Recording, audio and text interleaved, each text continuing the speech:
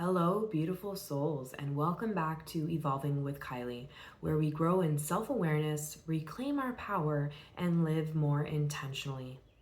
Today's topic is all about what it really means to live consciously, and not just from a spiritual perspective, but through emotional awareness, energy discernment, and personal responsibility. If you've ever felt like you're just going through the motions, or like you've been giving away your power, this is for you. Let's explore how you can start showing up for your life fully awake, deeply connected, and in alignment with who you truly are. Number one, living consciously means tuning into your emotional guidance system. Emotions aren't just reactions, they are messengers guiding your next step. Emotions like anger or frustration might be signaling you to make or set a boundary, express yourself, or walk away.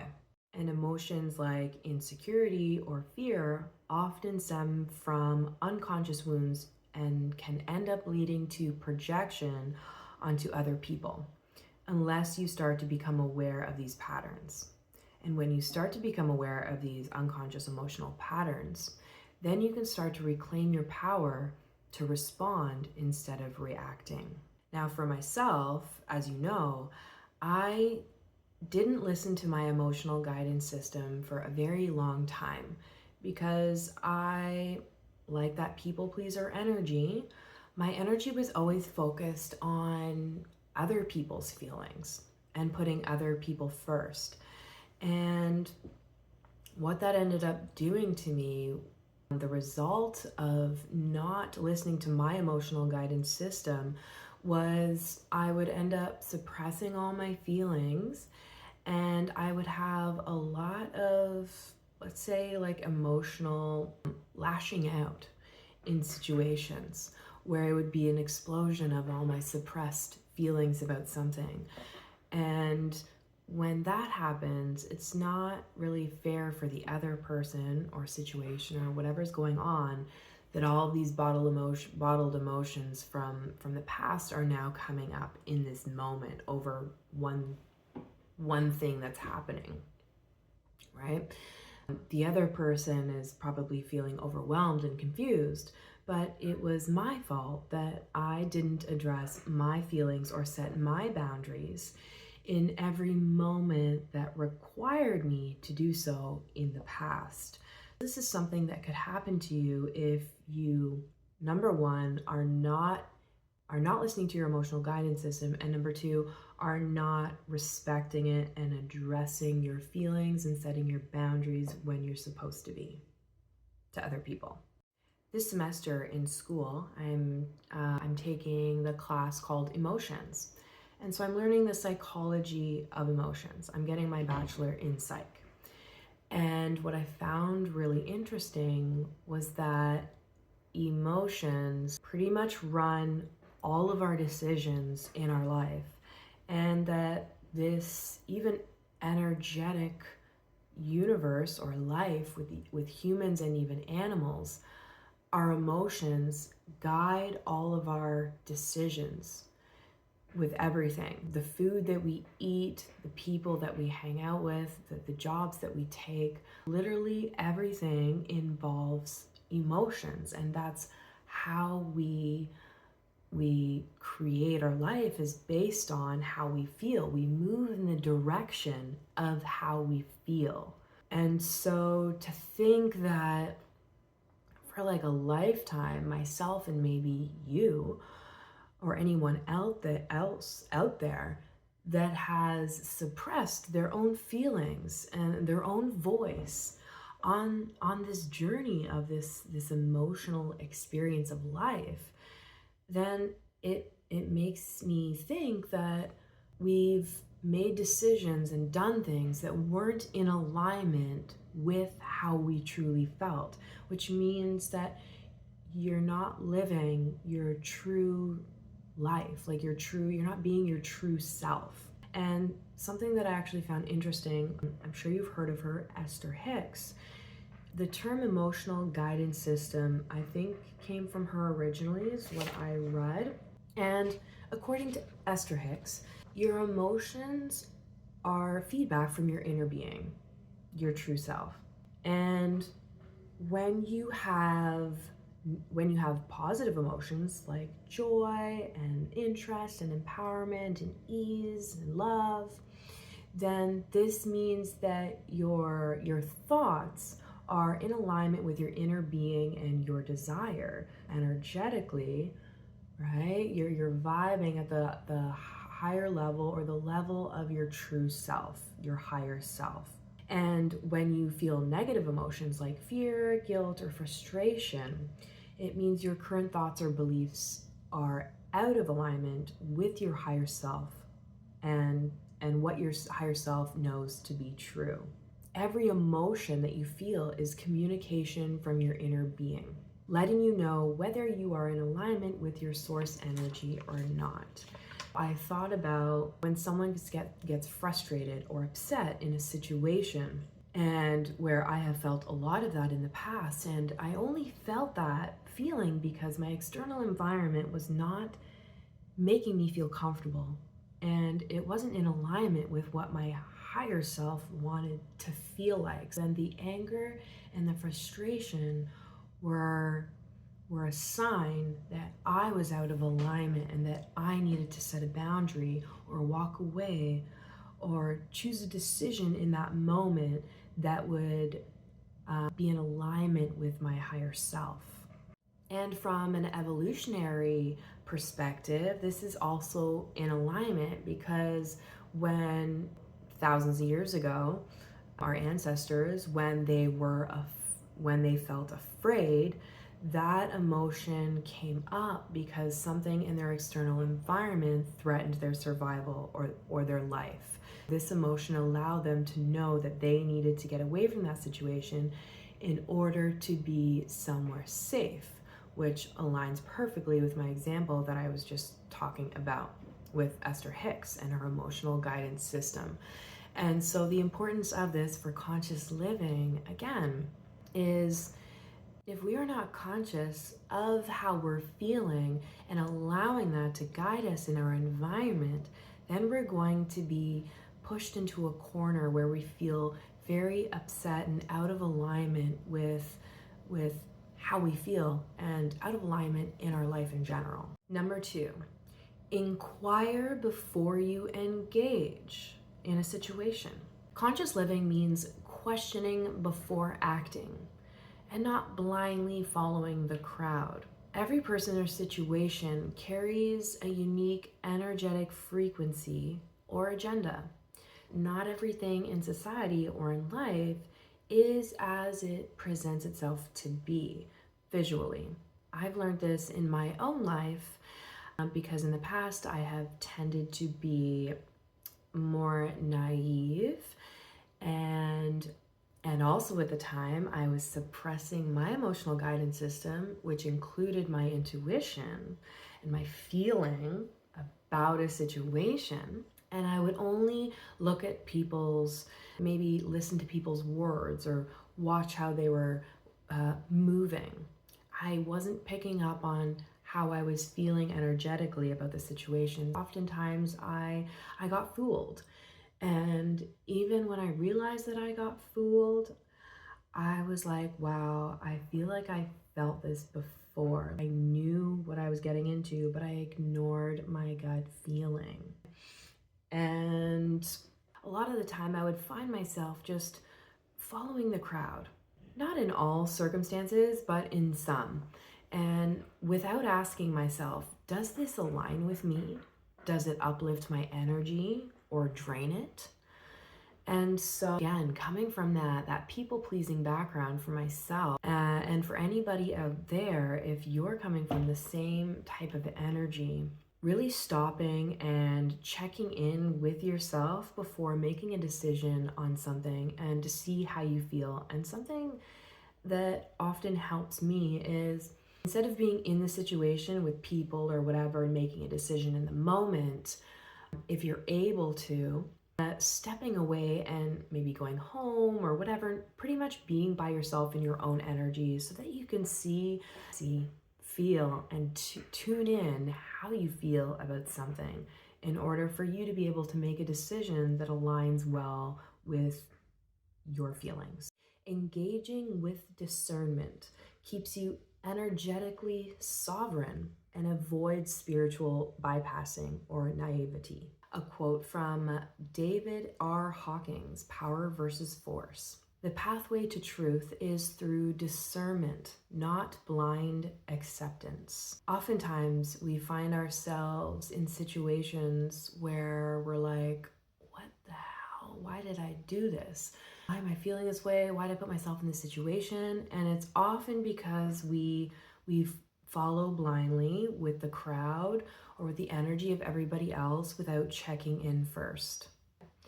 Another quote I have here by Don Miguel Ruiz from the Four Agreements. Don't make assumptions. Find the courage to ask questions and to express what you really want. Because at the end of the day, this is your individual life experience, and you're the one that's going to have to reap what you sow and experience and feel what it is that you choose to engage with.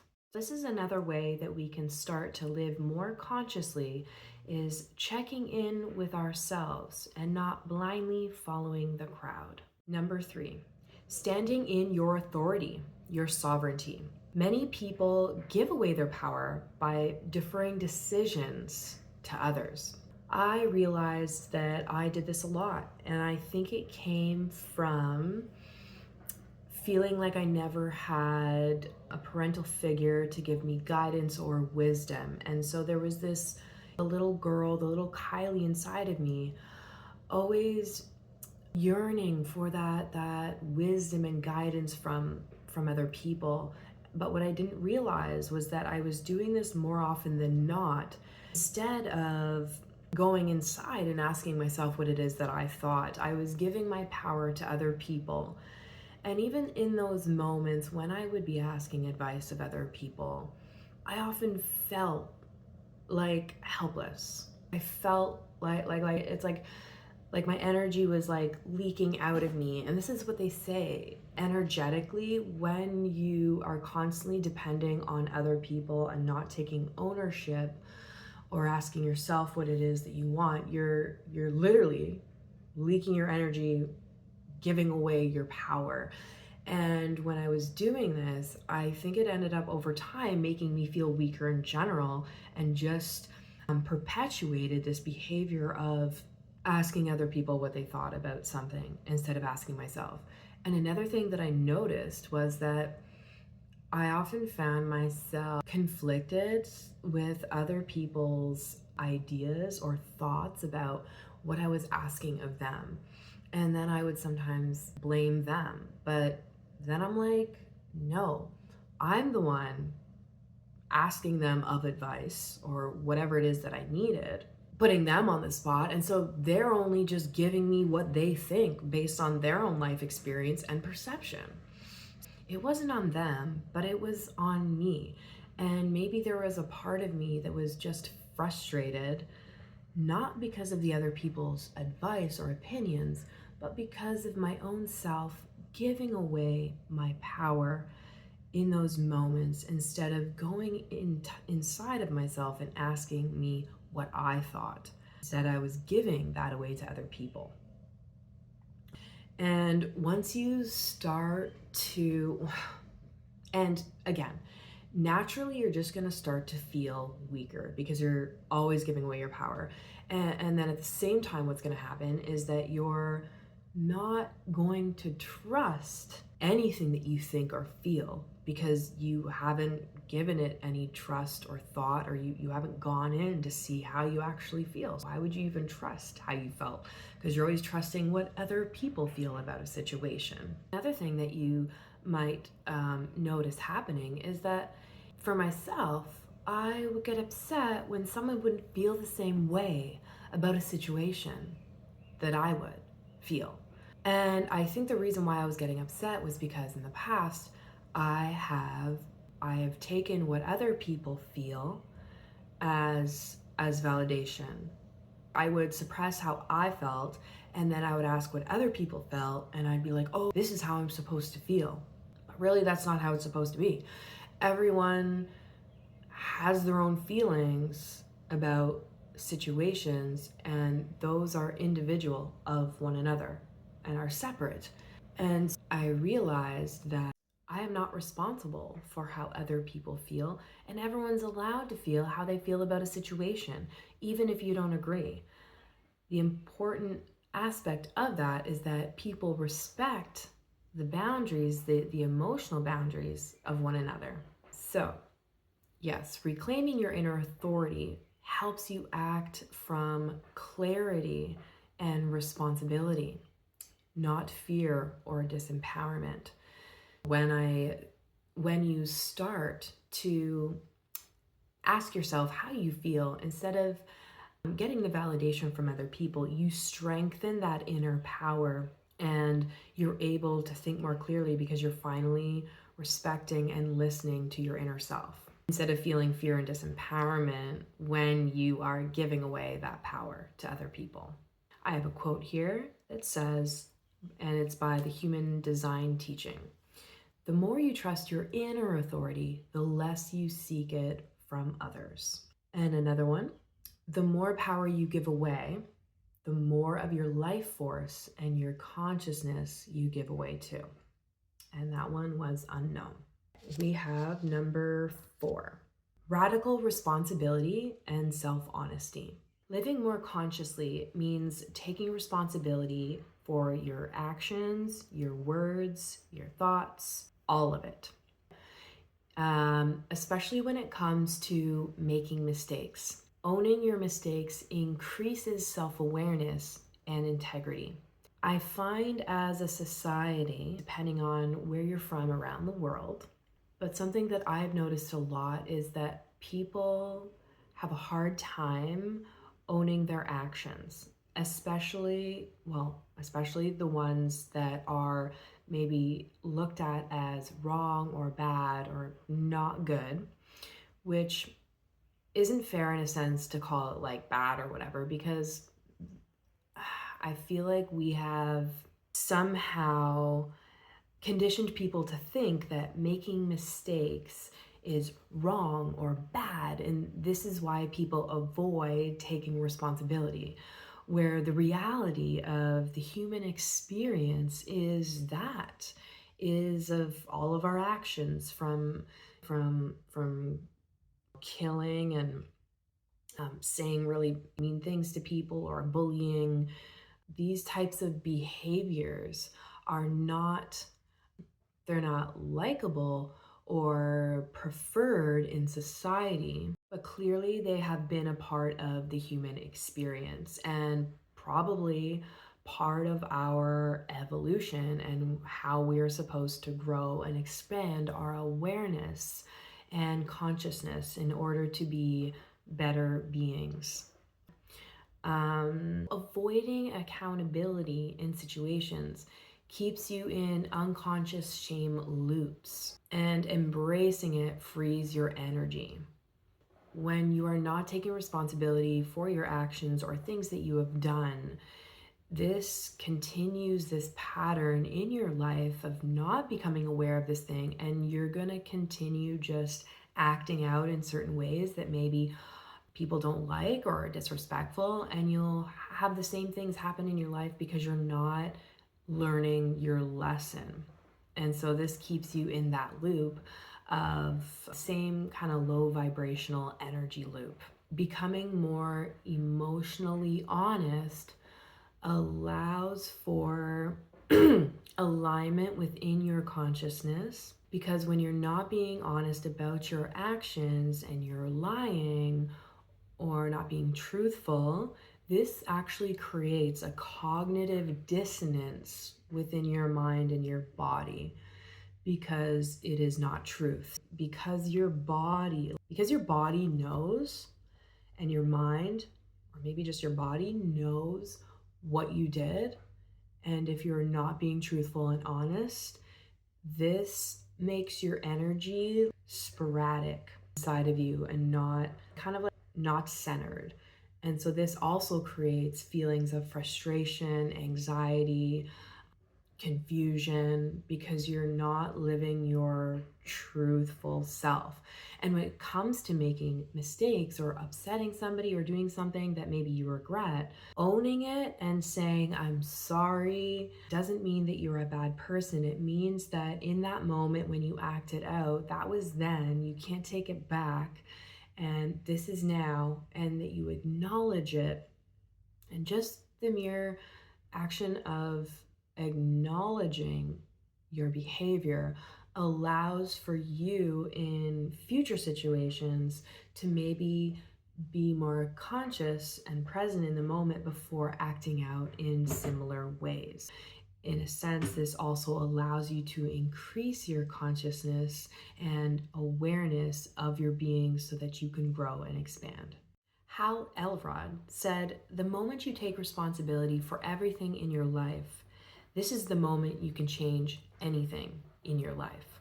Bren Brown said, "Only when we are brave enough to explore the darkness will we discover the infinite power of light." When you live consciously, you become the author of your life. You feel your emotions instead of suppressing them. You question before you follow. You take back your energy from places it doesn't belong. And most importantly, you remember that your power has always been within you. If you liked this video, be sure to check out Protect Your Energy, 3 things to stop doing. Thanks so much for watching. Have a wonderful day, and remember to stay mindful.